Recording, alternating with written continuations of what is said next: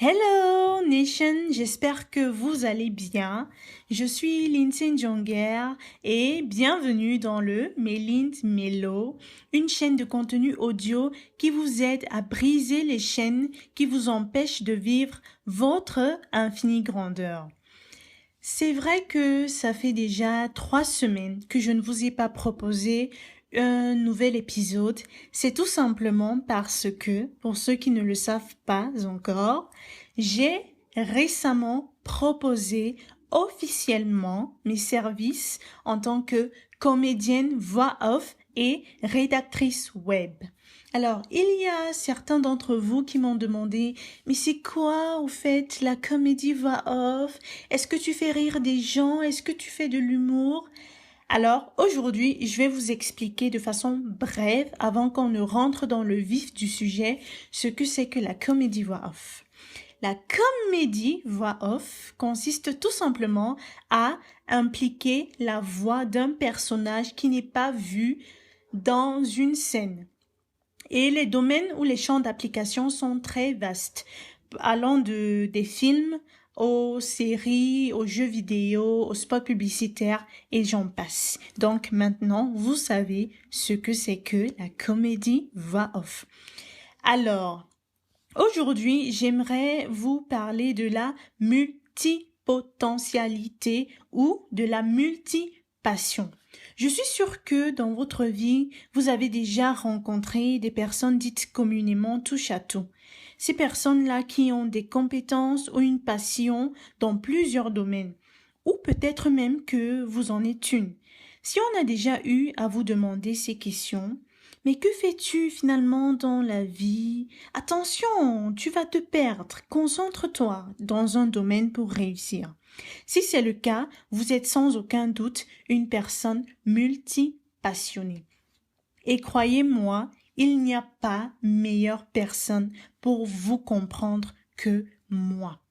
Pour la petite histoire, je suis étudiante en 6e année médecine et par ailleurs, j'ai ce podcast aussi que j'anime régulièrement.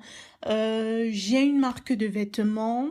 J'ai mon blog qui est en cours de préparation. J'écris régulièrement des textes et d'ailleurs je vous prépare un livre qui sortira bientôt. Et donc pour vous dire que je suis passionnée ou j'aime plein de domaines, que ce soit l'art, l'écriture, les métiers à voix, le design, le stylisme et j'en passe. Mais le problème, pas le problème, mais le flou en ce qui concerne la multipassion, c'est qu'à un moment donné, on ne sait pas ou on pense ne pas savoir ce qu'on veut réellement. Et ça m'est arrivé il y a longtemps. Je pensais ne pas savoir ce que je voulais tellement j'aimais plusieurs domaines et c'est d'ailleurs le cas. Donc, on a été habitué à ce qu'on nous dise spécialise-toi dans un domaine, deviens-en un expert et ainsi tu auras du succès. Bah déjà c'est quoi le succès, hein? Et j'ai eu à lire plein de livres sur le succès, sur la motivation, sur la richesse qui disaient tous la même chose. Mais le souci c'est que ça ne marche pas à tous les coups. Car demander à un multipassionné de se spécifier, c'est un peu comme lui demander de tuer ou de laisser mourir une partie de soi. Et il y a aussi ce souci que nous avons dans la société, le souci de la légitimité. C'est-à-dire que pour pouvoir parler, pour que votre avis soit pris en compte dans X ou Y domaine, on attend de vous que vous ayez un certain titre, que vous soyez, je sais pas trop, docteur ou professeur ou spécialiste ou expert. Au cas contraire, votre avis ne sera jamais pris en compte, quand bien même il pourrait être pertinent.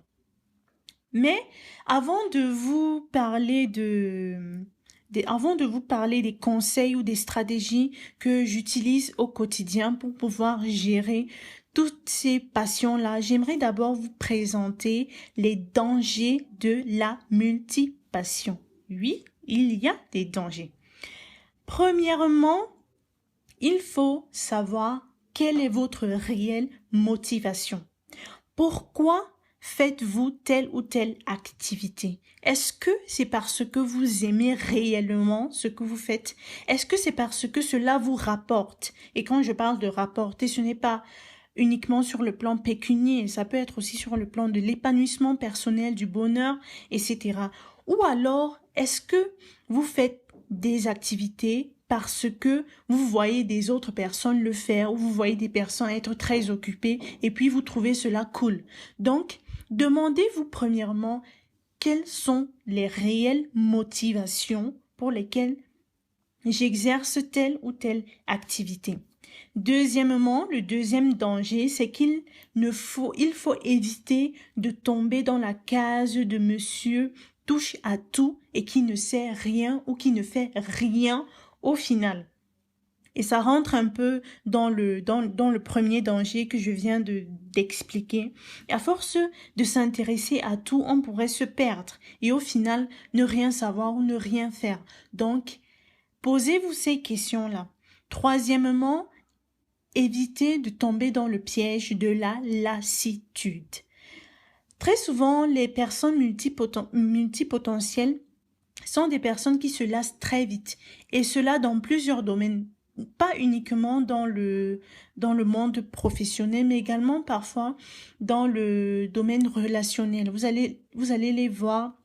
Elles n'arrivent pas à maintenir des relations, que ce soit amicales ou amoureuses, de plus de 6 mois ou 3 mois. Très vite, elles se lassent.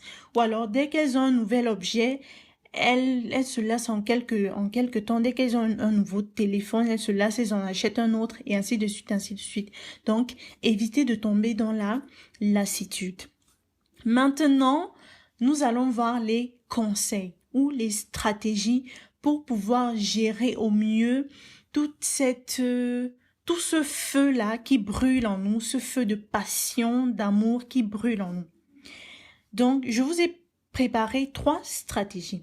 Premièrement, avoir des objectifs clairs et précis.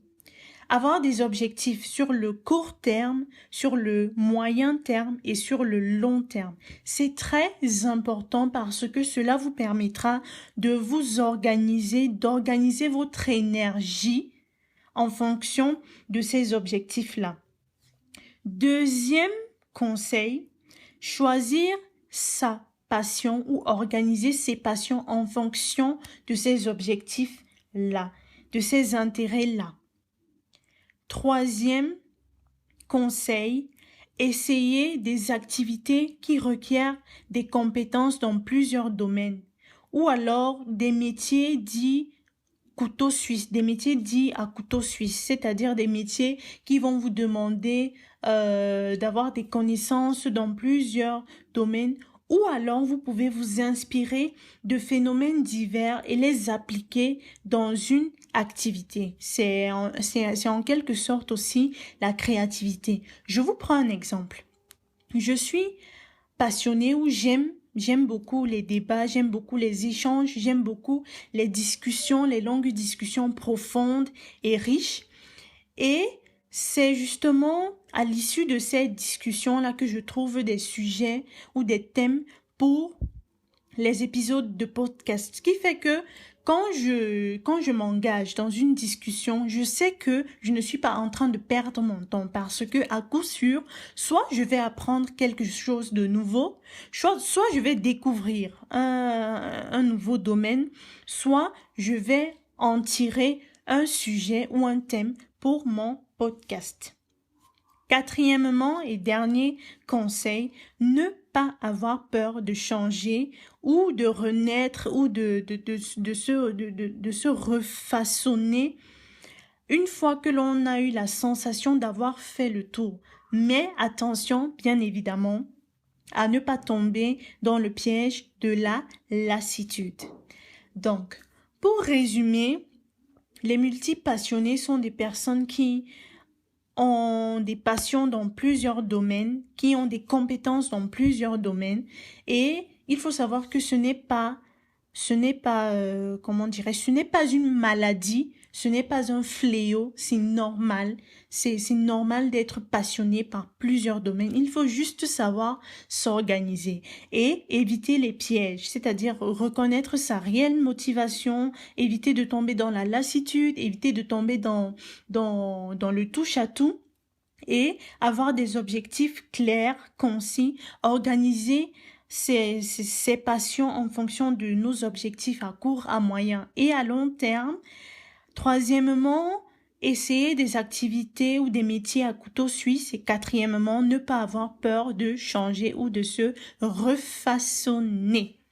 C'était tout pour aujourd'hui. Je vous invite à me rejoindre pour de magnifiques échanges sur mes pages Facebook et Instagram, Mélinde Melo, ou si vous avez besoin de services de comédie voix off ou de rédaction web, vous pouvez me contacter sur La Voix Limbique. La Voix Limbique. Donc, on se dit à samedi prochain. Je vous fais plein de bisous, plein de câlins. Bye bye.